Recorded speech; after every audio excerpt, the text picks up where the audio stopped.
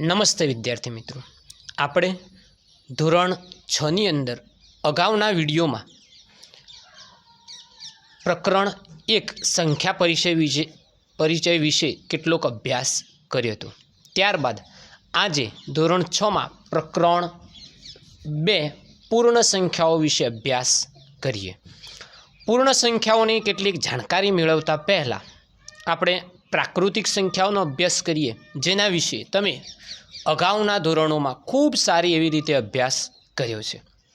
તો જોઈએ પ્રાકૃતિક સંખ્યા। પ્રાકૃતિક સંખ્યાને અંગ્રેજીમાં નેચરલ નંબર કહેવામાં આવે છે, એટલા માટે એને n વડે દર્શાવવામાં આવે છે। તો જોઈએ n બરાબર એટલે કે પ્રાકૃતિક સંખ્યાઓમાં શાનો સમાવેશ થાય? તો 1, 2, 3, 4, 5 એમ અનંત સુધી અંકોનો સમાવેશ એમાં થાય છે।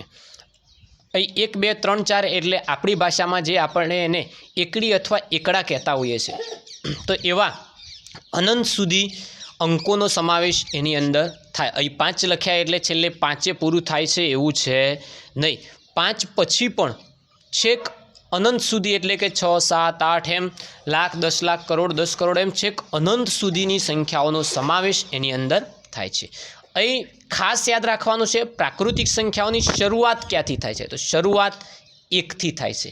એનો મતલબ એવો થાય કે સૌથી નાની પ્રાકૃતિક સંખ્યા 1 છે। સૌથી નાની પ્રાકૃતિક સંખ્યા કઈ થશે? તો 1 એ સૌથી નાની પ્રાકૃતિક સંખ્યા થાય। તમે અહીં જોઈ શકો છો કે શરૂઆત 1 થી થાય છે, એટલે 1 થી થાય છે એટલે સૌથી નાની એ 1 છે। ત્યારબાદ હવે આપણે જોઈએ આપણું જે ચેપ્ટર છે એ પૂર્ણ સંખ્યાઓ। તો એની અંદર જોઈએ કે પૂર્ણ સંખ્યાઓ એને અંગ્રેજીમાં હોલ નંબર એટલે કે એની સંજ્ઞા W થશે। તો W બરાબર એટલે કે પૂર્ણ સંખ્યાઓમાં શાનો સમાવેશ થાય? તો 0, 1, 2, 3, 4 એમ છેક અનંત સુધી એ પણ વિસ્તરેલી છે। તો એની અંદર ખાસ યાદ રાખશું, પૂર્ણ સંખ્યાઓની શરૂઆત ક્યાંથી થાય છે? 0। અહીં પ્રાકૃતિક સંખ્યાની શરૂઆત 1 થી થતી હતી, જ્યારે પૂર્ણ સંખ્યાની શરૂઆત 0 થી થાય છે। એનો મતલબ એવો થાય કે સૌથી નાની પૂર્ણ સંખ્યા કઈ થશે? 0 એટલે કે 0। તો માટે સૌથી નાની પૂર્ણ સંખ્યા 0 છે। જેમ સૌથી નાની પ્રાકૃતિક સંખ્યા 1 હતી, એ જ પ્રમાણે સૌથી નાની પૂર્ણ સંખ્યા કઈ છે? 0। આ બે વસ્તુ આપણે ખાસ ધ્યાન રાખીશું। હવે બીજું જોઈએ કે જો આ 0ને તમે કાઢી નાખો તો પછી શું આવે છે? 1, 2, 3, 4, 5 એમ અનંત સુધી। તો 1, 2, 3, 4, 5 અનંત સુધી તો કોણ છે? પ્રાકૃતિક સંખ્યાઓ। એનો મતલબ એવો થાય કે પૂર્ણ સંખ્યામાં બધી જ પ્રાકૃતિક સંખ્યાઓ આવી જાય। એટલે બીજો મુદ્દો આપણે જોઈએ તો તમામ પ્રાકૃતિક સંખ્યાનો સમાવેશ પૂર્ણ સંખ્યામાં થાય છે। એટલે કે આ જે પ્રાકૃતિક સંખ્યાઓ 1, 2, 3, 4 1 થી શરૂ થઈને છેક અનંત સુધી છે, એ બધી જ સંખ્યાઓ શાની અંદર આવી જાય છે? પૂર્ણ સંખ્યાની અંદર આવી જાય છે। પૂર્ણ સંખ્યામાં વધારાનું કોણ છે? 0। પરંતુ એની જગ્યાએ આપણને એવો પ્રશ્ન પૂછવામાં આવે કે ભાઈ તમામ પૂર્ણ સંખ્યાઓનો સમાવેશ પ્રાકૃતિકમાં થાય? તો શું થશે? જવાબ આવશે ના। કારણ કે તમે જોશો પૂર્ણ સંખ્યામાં શું આવે છે? ખાસ 0 આવે છે, જ્યારે પ્રાકૃતિક સંખ્યામાં 0 છે નહીં। એટલે કે પૂર્ણ જે સંખ્યાઓ છે એ પ્રાકૃતિકની અંદર આવે નહીં, પણ જે પ્રાકૃતિક સંખ્યાઓ છે એ બધી જ શામાં આવી શકે? પૂર્ણ સંખ્યાની અંદર આવી શકે। એટલે આ વસ્તુ ખાસ યાદ રાખશું કે તમામ પ્રાકૃતિક સંખ્યાઓનો સમાવેશ પૂર્ણ સંખ્યામાં થાય છે, પણ પૂર્ણ સંખ્યાનો સમાવેશ પ્રાકૃતિકમાં થતો નથી। ત્યારબાદ આપણે સંખ્યાઓ પછી જોઈએ સંખ્યા રેખા। તો સંખ્યા રેખાની મદદથી સરવાળા બાદબાકી કઈ રીતે કરી શકાય એની ચર્ચા કરીએ. તમે સંખ્યા રેખાનો તમને થોડો ઘણો અંદાજ હશે જ, પણ આજે એની મદદથી સરવાળા બાદબાકી કઈ રીતે કરવા એ જોઈએ. અહીં એક સરવાળો આપણે લખેલો છે 2 + 3. 2ની અંદર 3 ઉમેરવાના છે. આપણને સાદી રીતે સીધી ખબર છે કે 2 ને 3 5 થાય, પણ સંખ્યા રેખાની મદદથી આપણે કઈ રીતે મેળવી શકીએ તો જોઈએ. સૌથી પહેલાં આપણે એક આડી લાઈન એટલે કે જેને સંખ્યા રેખા કહીશું એ દોરીશું. ત્યારબાદ એની ઉપર સંખ્યાઓને દર્શાવીશું. હવે સંખ્યાઓ આપણે કઈ દર્શાવવાની છે? પૂર્ણ સંખ્યાઓ. તો પૂર્ણ સંખ્યાની શરૂઆત ક્યાંથી થાય છે? 0થી. તો એની શરૂઆત અહીં 0 લખશું. ત્યારબાદ સમાન અંતરે આપણે આગળ વધીશું. 1 2 3 4 5 6 7 8 9 એ રીતે જ્યાં સુધી તમારી સંખ્યા રેખા હોય ત્યાં સુધીના અંક તમે દર્શાવી શકો. ખાસ યાદ રાખવાનું, સંખ્યા રેખા સુવ્યવસ્થિત દોરવા માટે પેન્સિલ અથવા ફૂટપટ્ટીનો ઉપયોગ કરવાનો અને 2 અંકો વચ્ચે સમાન જગ્યા રહે એવા પ્રયત્નો કરવા. હવે જોઈએ તો આપણે 2માં કેટલા ઉમેરવાના છે? 3. તો આપણે શરૂઆત 2થી કરીશું, એટલે 2 જોડે આપણે અહીંયા ઊભા રહીશું. હવે તમે જુઓ કે એમાં કેટલા ઉમેરવાના? 3. એટલે 3 પગલાં. સરવાળો છે એટલે આપણે જમણી બાજુ ખસવાનું. ખાસ યાદ રાખવાનું, સરવાળો હોય તો જમણી બાજુ ખસવાનું આપેલી સંખ્યાથી. અહીં 2 છે તો 2ની જમણી બાજુએ જઈએ તો 3 4 5 એમ આવે છે, તો એ બાજુ ખસવાનું. હવે કેટલા એકમ ખસવાનું છે? કેટલા પગલાં? 3 પગલાં. તો જોઈએ, પહેલાં તમે ખસો તો ક્યાં આવો? 1 ખસો તો 3 ઉપર, પછી હજુ આગળ ખસો તો 4 ઉપર, પછી આગળ ખસીએ તો 5 ઉપર. એમ આપણે ખસતા ખસતા કેટલા પગલાં ખસ્યા? તો 1 2 અને 3. તો 3 પગલાં આપણે ત્યાં ખસીએ તો ક્યાં આવીએ છીએ? 5 ઉપર. તો એનો મતલબ કે આપણો જવાબ શું થશે? તો 2 + 3 બરાબર કેટલા મળે આપણને? 5 મળે. 2થી આપણે 3 પગલાં જમણી બાજુ ખસ્યા તો આપણને 5 મળ્યા. એ જ રીતે સંખ્યા રેખાની મદદથી બાદબાકી કઈ રીતે કરવી એની વાત કરીએ. અહીં એક રકમ છે 7 - 3, એટલે 7માંથી 3 બાદ કરવાના છે. સૌથી પહેલાં આપણે પૂર્ણ સંખ્યાઓને સંખ્યા રેખા ઉપર દર્શાવી દઈશું.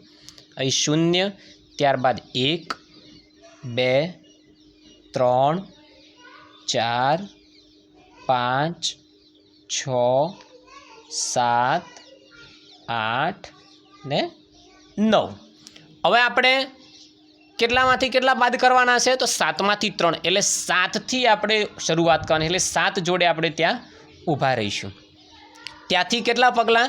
3 પગલાં. ખાસ યાદ રાખવાનું કે બાદબાકી છે. બાદબાકી હોય તો આપણી ડાબી તરફ ખસવાનું, એટલે કે જે સંખ્યા 7 છે તો 7થી ડાબી તરફ, એટલે આપણો ડાબો હાથ છે એ બાજુ ખસવાનું. ખાસ આ વસ્તુ યાદ રાખવાનું.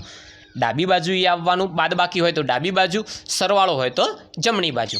તો ડાબી બાજુ ખસવાનું છે એટલે ડાબી બાજુ 6 5 એ રીતે આવશે, એટલે ઘટાડો થશે. તો જોઈએ કેટલા પગલાં ખસવાનું છે? 3 પગલાં. તો તમે 1 ખસો એટલે 6 આવે, ત્યારબાદ ફરી 1 ખસો એટલે 5 આવે, ત્યારબાદ ફરી 1 ખસો ત્યારે કેટલા આવે? 4. તો અહીં આપણે જોઈએ તો 1 2 અને 3 પગલાં આપણે ખસ્યા તો આપણને જવાબ કેટલો મળ્યો? 4. સરસ. તો 7માંથી 3 બાદ કરીશું તો આપણને જવાબ મળશે 4. તો આ રીતે સંખ્યા રેખાની મદદથી આપણે સરવાળા અને બાદબાકી કરી શકીએ. આ જ રીતે સંખ્યા રેખાની મદદથી ગુણાકાર પણ કરી શકાય છે. એનું પણ આપણે જોઈએ. તો સૌથી પહેલાં આ ખાસ યાદ રાખવું, પ્રાકૃતિક સંખ્યા શરૂઆત 1થી થાય એટલે સૌથી નાની પ્રાકૃતિક સંખ્યા 1. પૂર્ણ સંખ્યા શરૂઆત 0થી થાય એટલે સૌથી નાની પૂર્ણ સંખ્યા એ 0. તમામ પ્રાકૃતિક સંખ્યાનો સમાવેશ પૂર્ણ સંખ્યાની અંદર થાય છે. ત્યારબાદ સંખ્યા રેખાની મદદથી સરવાળા કરવાના હોય તો સરવાળામાં આપેલ અંકથી જમણી બાજુ ખસવાનું અને બાદબાકી કરવાની હોય તો આપેલ અંકથી ડાબી બાજુએ ખસવાનું. આટલું ખાસ આપણે ધ્યાન રાખીશું. ચલો વિદ્યાર્થી મિત્રો, અગાઉ આપણે સંખ્યા રેખાની મદદથી સરવાળા બાદબાકી શીખ્યા, એ જ પ્રમાણે હવે ગુણાકાર શીખીએ. તો ગુણાકાર કઈ રીતે કરવા?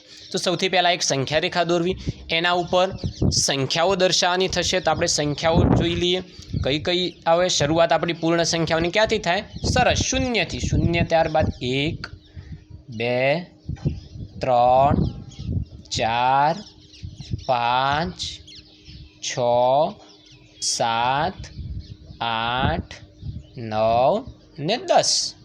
હવે ખાસ જોઈએ, આપણે એક રકમ લખેલી છે 2 × 4, એટલે કે બેનો કેટલી સાથે ગુણાકાર છે? 4 સાથે. એટલે કે આપણને ખબર છે ગુણાકાર એ શું છે? પુનરાવર્તિત સરવાળો.